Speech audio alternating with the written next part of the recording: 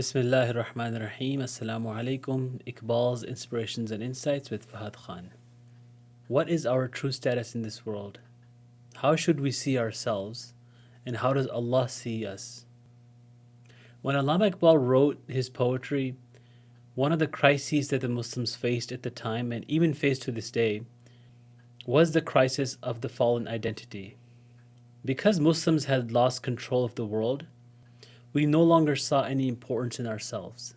So Allama Iqbal made it a goal to reinforce again and again in his poetry and in his writing the idea to re-establish this lost identity of Muslims. And here's an example of that. He says, خدائے لم یزل کا دست قدرت تو زباں تو ہے یقیں پیدا کر اے غافل کے مغلوب گماں تو ہے پرے ہے چرخ نیلی فام سے منزل مسلماں کی ستارے جس کی گرد راہ ہوں وہ کارواں تو ہے مکاں فانی مکیں آنی ازل تیرا ابد تیرا خدا کا آخری پیغام ہے تو جاوداں تو ہے. He says, look at yourself, look who you are. You are the mighty hand and the tongue of God. Shaitan is filling your minds with doubts. Get rid of those doubts. Bring back the certainty that you have lost and look at the potential that you carry within yourself.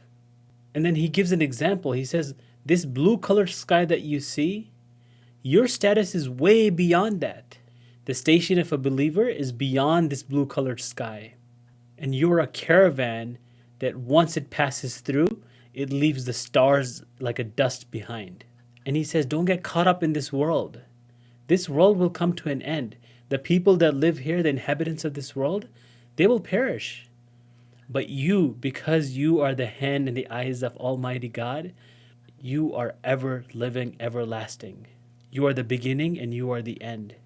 The final message of God was delivered through you. You are the final message of God. Therefore, you are eternal. These are such powerful words. Look at what Allama Iqbal is doing here. He's trying to instill hope in the hearts of the believers.